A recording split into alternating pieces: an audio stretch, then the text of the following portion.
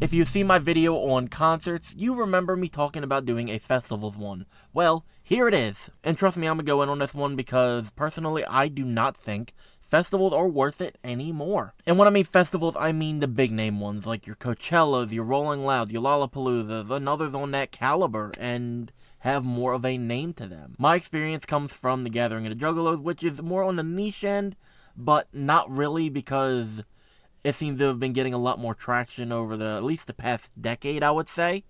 Plus, people have been doing, like, my experience at the Gathering, blah, blah, blah. Like, YouTube documentaries, so that helps it, too. So it's more on the not niche side than niche side, but still, you know what I'm talking about. And for this, I will bring up a lot of the talking points from the concert one, because they apply here, and there is one that applies more than anything else, and I said I would talk about that in this video, and I am, and that's actually going to be a completely freestyle one. So there you go. So the main one, obviously, is going to be cost again, and this time I'm going to talk about ticket prices, because merch-wise, it's pretty much going to be the same exact as it is going to be at a concert, just because it's sometimes recycled merchandise. And to give you an idea of what you are spending, I put together an average of about 10 festivals, and my rules for these were the most recent prices that I could find. So, like 2024, or some of them already had tickets up now, so 25. So, it's going to be the newest information on prices possible. And there are also some where it is a 2-weekend event, and it's 2 different prices for 2 weekends. So, I'm only going to select the first weekend. And I am not choosing any one-day passes, because no one goes to a festival for one day. Who does that? So I'm going on the assumption that you are going to go for the whole thing from start to finish, and we are going to stick with general admission, because some VIP can go from a few hundred to a few thousand at times, apparently, that I saw. I did not know they could go for more than like 500. Some of them were like, I saw one for like 3,000 somewhere, and I was like, what the hell was that? So, for a general pass of just a normal festival time, you will spend about $384 on average, which I would say is a pretty hefty price for a 3 to 4 day pass. And what's crazier is they've gotten way more expensive, at least over the past 5 years. And that's just from my experience. There's like, reason I keep doing this, there's like a hair somewhere that I cannot see at all, and it just keeps like waving down in my face, and I'm like, get out of there. And it's crazy how it is, like, so ridiculous now, and I'm going to use The Gathering as my experience, because that's what it is. So my first time going was in 2019, and it cost me $195 before shipping, because then they actually sent you stuff. Like, I don't have my ticket, because I wish you would keep your ticket. They take your ticket even though they print them out and it looks cool. I just want the ticket. They can rip off the other thing. I don't give a shit about it. You get like a little flyer telling you what it is. Obviously your order form comes in the mail like really quickly. So it was like $8-10 shipping, and it got there within like a couple days. So that's cool. And then when you get to the actual grounds, you go up, show your ticket, you get the bracelet. I don't have any around here that I can show you, but you get the bracelet, and you get a charm. So that's really cool. For the 2019 one, it was the Supervillains logo, so that was really cool. I have it framed up somewhere. Then over the years, obviously, it was like, oh, it's just going to go digital. I think 21 was still physical, if I'm correct. Yeah, if I'm correct, 21 was physical still. Still a physical thing, so whatever. It was like, it went up to like $205 for a ticket or something like that. Whatever. Now, as of like 2024's, it was $245 plus fees. $245 plus fees. Same exact amount of days. And you don't get a physical ticket. If I'm correct. You don't get a physical ticket. It's like all digital. And I'm like, what the fuck is that? Why am I paying more for nothing? Like, their merch is already expensive enough. Damn. Why you gotta fucking drag me over the coals for another $50? Last time in 2022, I still spent about $10-ish on fees and got nothing. I think then it was at least like 220 something, 230 something. So I'm worried about this year, but damn. And not to mention already the insane prices of merchandise. And my experience obviously was crazy with the $30 to $35 t-shirts. $10 CDs are kind of okayish. And like the $90 hoodies, unfortunately, I don't think I'll get more than one if I go. I like to get them just because they look commemorative and I like them, and I'm a hoodie person, so that's me. It's like, obviously, if it is a patch hoodie, okay, you know what I'm talking about. But if it's screen printed, I better not see a $90 tag on it. I better not even see an $80 tag. That better be 70 or below, motherfucker. And I could go on and on about the different prices of the different stands and all that, but I'd rather talk about the atmosphere, because that's what's important to me, and I think would be important to someone trying to figure out if they are worth it. And honestly, the atmosphere and the vibes from people at the festivals turn me away like so much. And it's why I don't like to talk to people when I go there.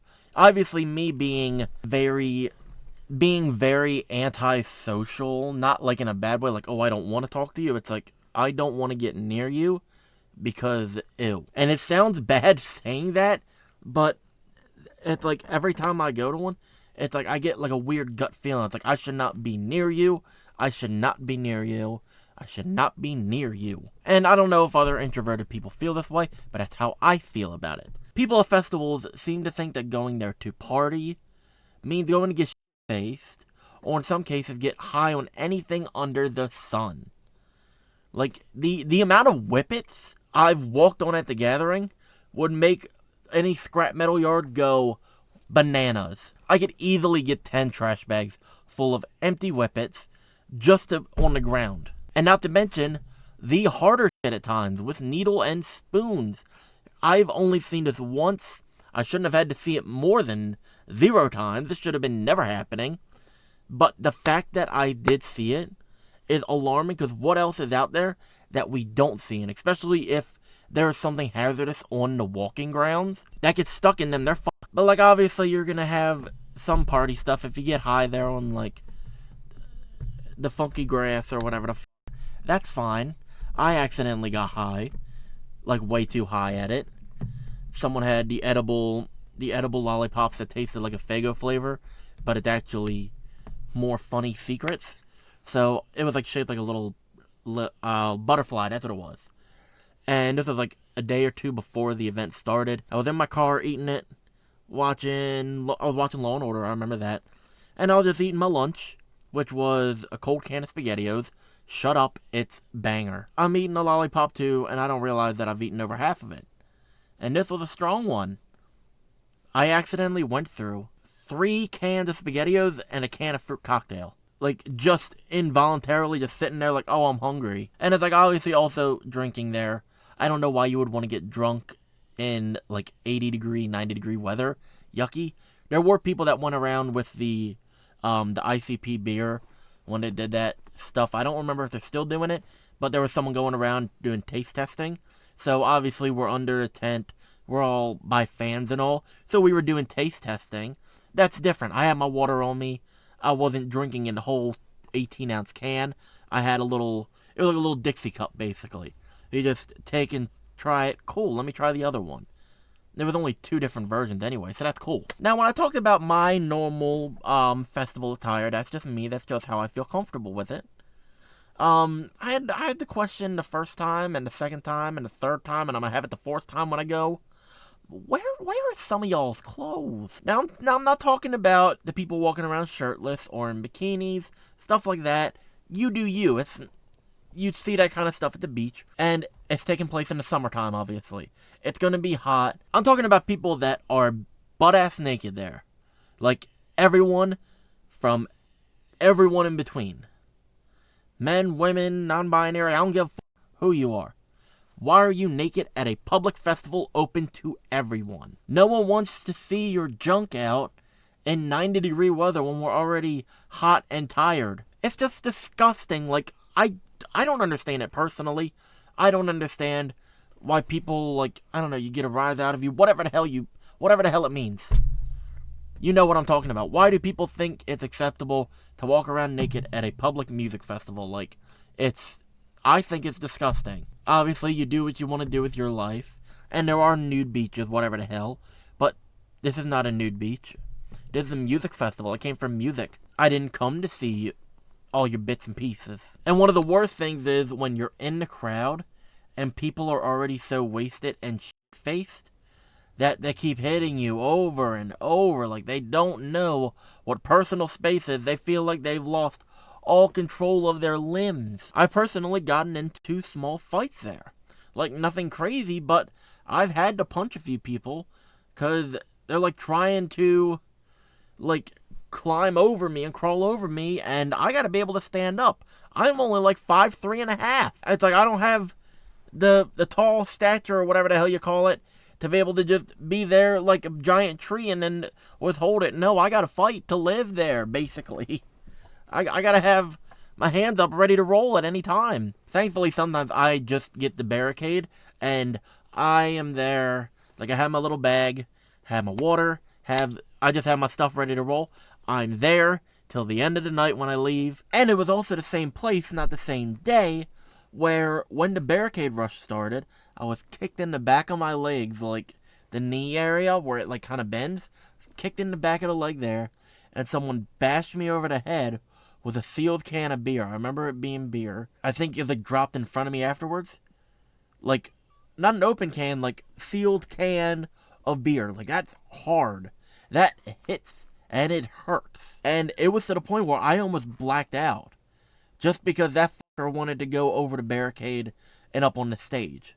That's all it was. And I was bleeding like hard. Like, I was like here. That's what it was. There was a knot like right here. Like right there. It was bad. And the last part is some of the performances sometimes don't go well. It's different, like ICP has like the costumes and all that when they come out on stage. They're coming out when it's like 11 p.m. When it's already dark. When it's basically like, let's say 65 degrees. Let's say 65 degrees just to be safe. But there are some acts that come out like dressed in like jackets, like long pants, like everything that you need, like crazy hats, not a baseball cap, a hat, everything to insulate their body heat in this like 80 to 100 degree weather. And then obviously a lot of them are rappers. It's mainly like a rap concert, whatever. And they're out there giving a half-assed performance. That's not okay. I'd rather you be just looking basic and give a better performance. Like, you don't need to look all crazy. I will say that.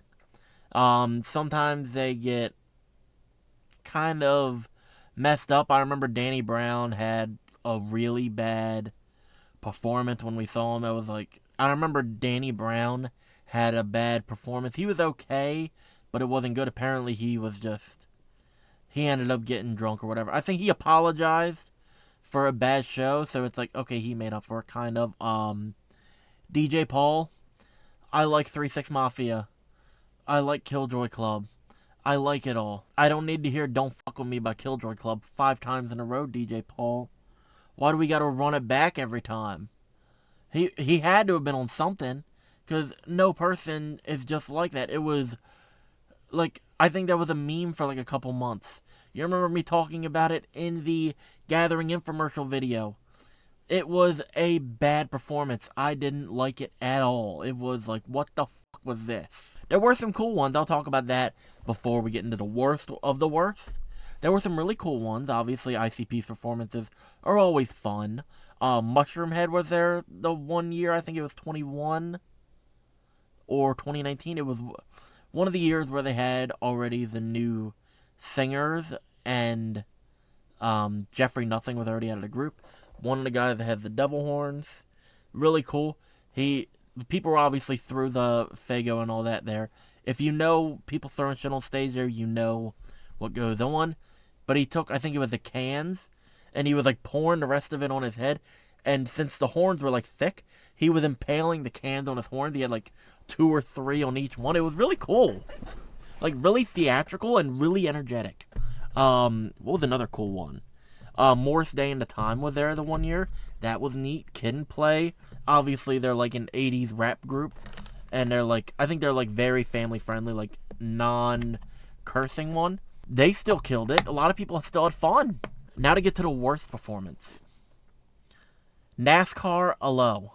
Or Aloe. I don't know how to say his name.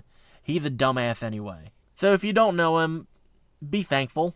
I was actually excited to see his performances because I liked some of his music at the time. And I thought, hey, that would be cool to see someone like that perform. That would be neat to see. Before he started, obviously people throwing shit up there. People throwing beer. He's downing the open beers like it's nobody's business. And when I mean down them, he's chugging them.